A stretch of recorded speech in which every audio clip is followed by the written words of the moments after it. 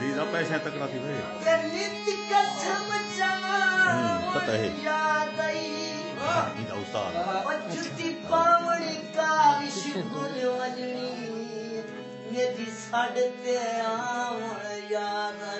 बाबा जी रखे नहीं जाता आज फिर सही भरी भाई क्या भरी पसंद में बनाने तो फल गोटवाल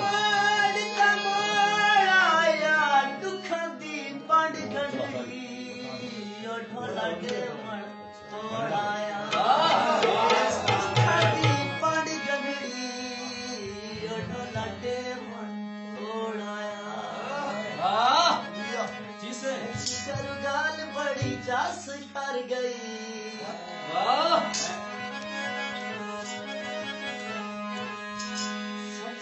गाल बड़ी जास कर गई यारी तेरे नाल बड़ी जास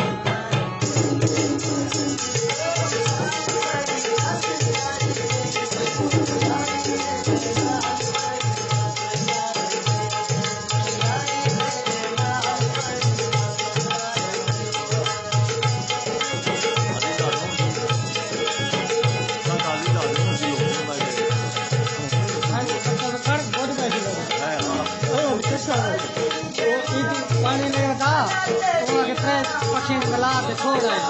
उन्होंने घर गया